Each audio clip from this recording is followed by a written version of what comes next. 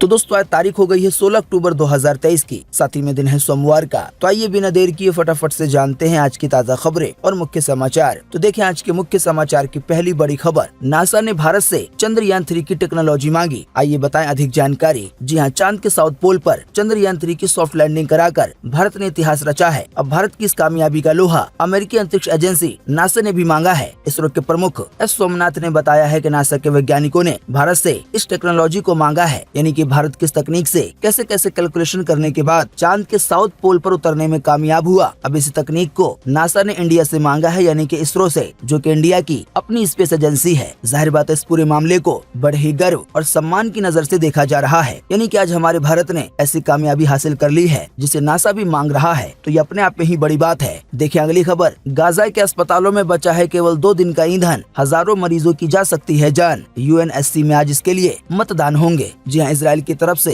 आतंकी संगठन हमास के खात्मे के लिए उठाए गए कठोर कदमों से गाजा के नागरिकों के साथ साथ अस्पतालों के सामने भी ईंधन और अन्य आपूर्तियों का संकट पैदा हो गया है। घायलों और अन्य मरीजों से अटे पड़े गाजा के अस्पतालों ने अभी हाल ही में बीते रविवार को ये चेतावनी दी है कि अगर ईंधन और अन्य दूसरी चीजें आने वाले दिनों में पूरी नहीं की जाती हैं और खत्म हो जाती हैं, तो हजारों लोगों की जान चली जाएगी अस्पताल में, यानी कि हजारों लोग बेमौत मारे जा सकते हैं। बात यह है कि जानकारी दी गई है कि गाजा के अस्पतालों में ईंधन केवल 2 दिन का बचा हुआ है। जैसे ही 2 दिन का ईंधन खत्म होगा, लगभग सभी चीजें ठप हो जाएंगी, चाहे वो आईसीयू हो या अस्पताल का कोई दूसरा वार्ड हो या कोई दूसरी चीजें हो। इसी कड़ी में एक बड़ी खबर आ रही है कि रूस ने संयुक्त राष्ट्र सुरक्षा परिषद से इस जंग से संबंधित मसौदा प्रस्ताव पर मतदान की मांग की है। इस प्रस्ताव में मानवीय युद्ध विराम और नागरिकों के खिलाफ हिंसा की निंदा का आह्वान किया गया है। आज सोमवार को इसके लिए मतदान होगा। कुल मिलाकर आसान शब्दों में कहें तो रूस की तरफ से एक प्रस्ताव तैयार किया गया है, जिस पर देशों से मतदान करने की मांग की गई है। इस प्रस्ताव में यही कहा गया है कि अभी जो भी हिंसा हो रही है आम जनता के खिलाफ, तो इस पर रोक लगनी चाहिए। तो अब देखना यह है कि आज सोमवार को इस पर कितने मतदान होते हैं। इसी बीच अमेरिकी राष्ट्रपति जो बाइडेन को लेकर भी एक बड़ी खबर आई है। जैसा कि आप देख सकते हैं अपनी स्क्रीन पर, जो बाइडेन बोले ज्यादातर फलस्तीनी नागरिक हमास के समर्थक नहीं है, यानी कि अभी हाल ही में बीते 7 अक्टूबर को हमास की ओर से जो हमले की पहल की गई, जिसकी वजह से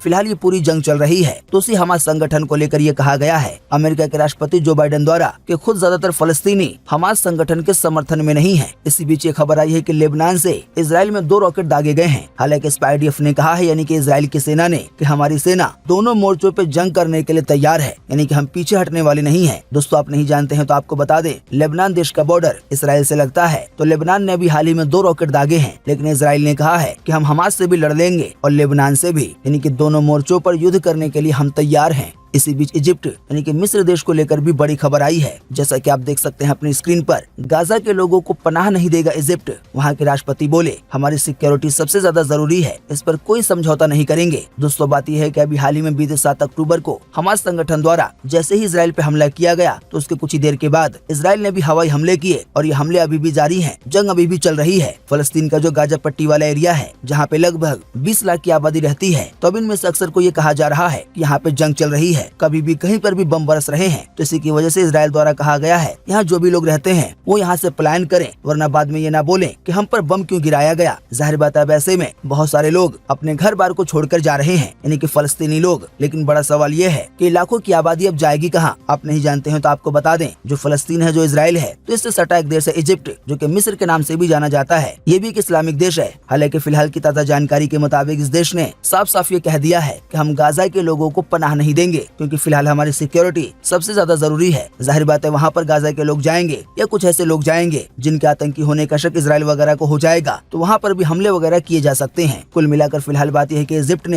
यानी कि एक इस्लामिक देश ने, अपने ही मुस्लिम लोगों को पनाह देने से साफ साफ इनकार कर दिया है। इसी बीच ईरान ने इजराइल को बड़ी चेतावनी दी है। जैसा कि आप देख सकते हैं अपनी स्क्रीन पर, ईरान ने इजराइल को दी चेतावनी। कहा युद्ध बंद नहीं हुआ तो अन्य दल भी संघर्ष में शामिल होने को है तैयार। जी हाँ, इजराइल और हमास युद्ध के बीच ईरान ने फलस्तीनी नागरिकों का समर्थन किया है। समर्थन के साथ साथ ईरान ने इजराइल को भी चेतावनी दी है। ईरान का कहना है कि अगर उसने फलस्तीनियों के खिलाफ फिलहाल जो लड़ाई चल रही है उसे बंद नहीं किया, तो इजराइल ध्यान रखे कि फिर अन्य दल भी कार्रवाई करने के लिए तैयार हैं। कुल मिलाकर आसान शब्दों में कहें तो ईरान ने कहा है कि अगर इजराइल की ओर से युद्ध को नहीं रोका गया, तो इस जंग में कई और दलों की एंट्री हो सकती है। अब दोस्तों वो कुछ संगठन हो सकते हैं, या ईरान खुद हो सकता है, या दोनों ही हो सकते हैं। देखिए अगली खबर, पीएम मोदी नहीं होते तो देश में बम फट रहे होते, हमास के समर्थक जाए पाकिस्तान, एएमयू पे भड़के संगीत सोम। जी हाँ, भाजपा के पूर्व विधायक और फायर ब्रांड संगीत सोम ने मंच से कई तरह के नए बयान दिए हैं। उन्होंने कहा है कि अलीगढ़ मुस्लिम विश्वविद्यालय और इसी तरह के अन्य संस्थाओं पर ताला लगा दिया जाए। आज हमास के लिए एएमयू से लेकर कश्मीर में नारेबाजी हो रही है। एएमयू जैसी संस्थाएं, उन्होंने कहा, इजरायल में हमास जो बमबारी निर्दोष नागरिकों को मार रहा है, अगर देश में प्रधानमंत्री मोदी न होते तो यहाँ भी बम फट रहे होते। वहीं भाजपा के पूर्व विधायक संगीत सोम ने ये भी कहा कि हमास के आतंकियों ने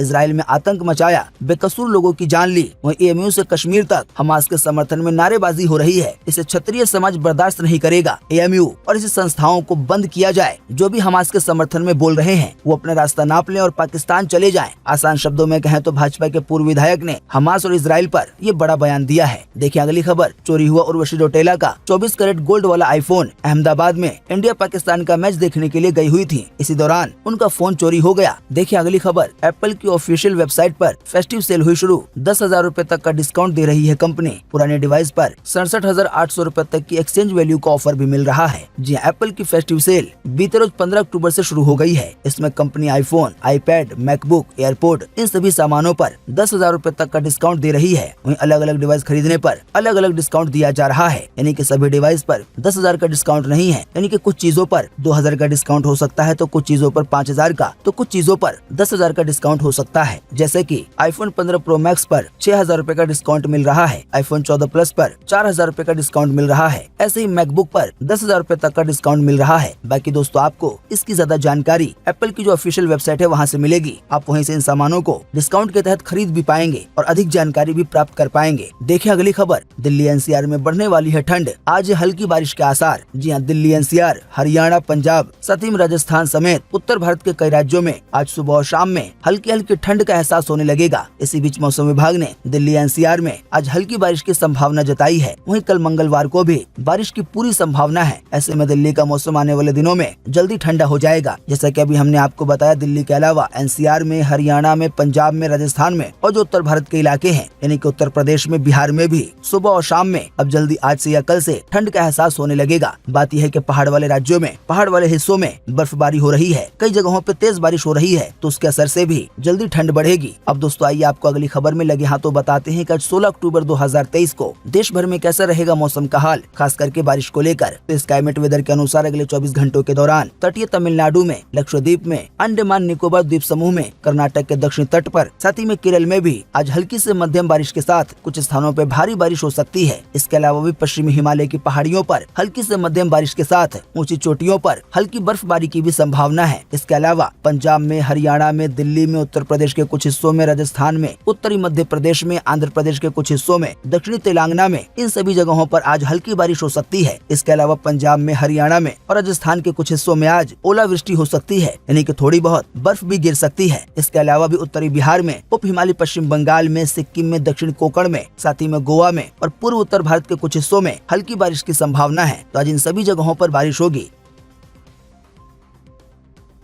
जी हाँ, भारत और श्रीलंका यूपीआई को लंका पे के साथ लिंक करने के लिए काम कर रहे हैं। प्रधानमंत्री मोदी ने बीते शनिवार को भारत श्रीलंका के बीच फेरी सर्विस की शुरुआत के मौके पर वीडियो कॉन्फ्रेंसिंग के माध्यम से लोगों को संबोधित करते हुए इसकी घोषणा की है। पीएम मोदी ने कहा है कि भारत और श्रीलंका फिनटेक और एनर्जी जैसे कई क्षेत्रों में साथ काम कर रहे हैं। यूपीआई की वजह से भारत में डिजिटल पेमेंट जिंदगी का हिस्सा बन गया है। हम यूपीआई को लंका पे से जोड़ने का काम कर रहे हैं। आसान शब्दों में कहें तो ऐसा होने की वजह से फिर यूपीआई जैसे पेमेंट श्रीलंका के लोग भी कर पाएंगे, या जो लोग श्रीलंका में जाते हैं घूमने के लिए, या जो लोग इंडिया के वहाँ पे रहते हैं, तो उनको बड़ी आसानी होगी पैसा भेजने में या पैसा मंगवाने में। देखिए अगली खबर, दिल्ली एनसीआर में महसूस किए गए भूकंप के झटके, रिक्टर स्केल पे तीव्रता रही 3.1, फरीदाबाद में था इसका सेंटर। बीते 2 हफ्ते में ये तीसरी बार हिली है धरती। जी हाँ, दिल्ली एनसीआर में बीते रविवार शाम 4:08 पर भूकंप के झटके से धरती हिल गई। इस भूकंप की तीव्रता 3.1 थी। वहीं भूकंप का केंद्र हरियाणा के फरीदाबाद में था। छुट्टी होने की वजह से लोग घरों में थे, लेकिन जैसे ही भूकंप का एहसास हुआ तो कई लोग घरों से बाहर आ गए। देखिए अगली खबर, देश के बाहर अंबेडकर की सबसे बड़ी प्रतिमा का किया गया अनावरण। इसे स्टैचू ऑफ इक्वलिटी का नाम दिया गया है, यानी कि बराबरी का। अभी हाल ही में इसके कार्यक्रम में 500 भारतीय मूल के लोग शामिल हुए। आइए बताएं ये कहां पर हुआ है। जी हाँ, अमेरिका के वॉशिंगटन में भारत के संविधान निर्माता डॉक्टर भीमराव अंबेडकर की 19 फीट की मूर्ति का अनावरण किया गया है। ये देश से बाहर उनकी सबसे बड़ी प्रतिमा है। वॉशिंगटन के मैरीलैंड में अनावरण के दौरान 500 से ज्यादा भारतीय मूल के लोग मौजूद रहे। उन्होंने जय भीम के नारे लगाए। लोग बारिश के बीच 10 घंटे का सफर तय करके इस कार्यक्रम में शामिल होने के लिए आए। तो ये अपने देश के लिए बड़े ही गर्व की बात रही। ये गर्व की बात है या नहीं, आप भी इसी वीडियो के नीचे कमेंट बॉक्स में कमेंट करके बताएं। देखिए अगली खबर, रक्षा मंत्रालय ने की पहल, सरकारी योजनाओं का प्रचार करेगी भारतीय सेना। देश के 9 शहरों में बनेंगे सेल्फी पॉइंट। जी हाँ, केंद्र सरकार की फ्लैगशिप योजनाओं जैसे नारी सशक्तिकरण और सक्षम भारत योजना को जनता के बीच ले जाने के काम में अब सेना को भी शामिल किया गया है। रक्षा मंत्रालय ने थल सेना, वायुसेना और नौसेना के अलावा DRDO और BRO को 9 शहरों में सेल्फी पॉइंट्स बनाने को कहा है, ताकि यहाँ पे लोग जाके फोटो लेंगे, सेल्फी लेंगे और ऐसे में जो सरकार की योजना है उसका प्रचार होगा। जो भी लोग सरकार की योजना के बारे में नहीं जानते हैं वो भी लोग जानेंगे। देखिए अगली खबर, अलीगढ़ में श्री राम बारात शोभा यात्रा के दौरान हुआ विवाद। रास्ते को लेकर 2 समुदाय में हुई झड़प, जमकर चले लाठी डंडे। 2 समुदाय से आप खुद ही समझ सकते हैं कि यहाँ पर हिंदू मुस्लिमों की बात हो रही है। बताया गया उत्तर प्रदेश के अलीगढ़ जिले के चंडौस में भगवान श्री राम बारात शोभा यात्रा को दूसरे एक विशेष समुदाय के लोगों द्वारा रोकने की बात सामने आई है। दोनों पक्षों में मारपीट और पथराव भी हुआ है, जिसमें कुछ लोग घायल भी हुए हैं। शोभा यात्रा में शामिल एक युवक पर लोहे की सरिया और तलवार से हमला भी किया गया है, जिसकी वजह से गंभीर चोटें आई हैं। धार्मिक कार्यक्रमों में टकराव का ताजा मामला अभी हाल ही में बीते रविवार शाम 15 अक्टूबर का है, जहां पर अलीगढ़ के चंडौस में निकाली जा रही श्री राम बारात शोभा यात्रा का रास्ता रोकने को लेकर 2 समुदाय आपस में भिड़ गए। जाहिर बात है 2 समुदाय हिंदू मुस्लिम हैं। देखिए अगली खबर, सड़क पे दोबारा स्केटिंग करते दिखे टाइगर श्रॉफ। अपनी आने वाली फिल्म गणपत का प्रमोशन कर रहे हैं। 20 अक्टूबर को रिलीज होगी उनकी फिल्म गणपत। देखिए अगली खबर, वर्ल्ड कप 2023 का पहला उलटफेर, डिफेंडिंग चैंपियन इंग्लैंड को अफगानिस्तान ने हराया। 2011 में आयरलैंड, 2015 में बांग्लादेश से भी हार चुकी है ये टीम। जी अफगानिस्तान ने वनडे वर्ल्ड कप 2023 का सबसे बड़ा उलटफेर किया है। टीम ने डिफेंडिंग चैंपियन इंग्लैंड पर ऐतिहासिक जीत दर्ज करते हुए उसे 69 रन से अभी हाल ही में हरा दिया। वर्ल्ड कप में 14 लगातार मैच हारने के बाद अफगानिस्तान ने ये जीत दर्ज की है। तो ऐसे में कहा जा रहा है कि वर्ल्ड कप की टीमों को लेकर जो भी सोचा जा रहा था कि कौन सी टीम सेमीफाइनल में पहुंचेगी, फिर कौन सी टीम फाइनल में पहुंचेगी, तो जो भी समीकरण था उसमें उलटफेर हो गया है, क्योंकि अफगानिस्तान ने इंग्लैंड को हरा दिया है। देखिए अगली खबर, यो हनी सिंह का क्लस्टर गाना हुआ रिलीज। 2014 में आया देसी कलाकार का 2nd चैप्टर है ये। 9 साल बाद उनके साथ दिखेंगी सोनाक्षी सिन्हा। तो दोस्तों उम्मीद करते हैं कि आज की इस वीडियो से आपको काफी कुछ जानकारी मिली होगी। हम बस इसके बदले में आपसे इतना ही चाहते हैं कि आप इस वीडियो को लाइक कर दें और शेयर कर दें, क्योंकि आपका लाइक और शेयर करना ही होता है हमारी मेहनत का फल। वीडियो देखने के लिए आपका बहुत बहुत धन्यवाद। Thanks for watching.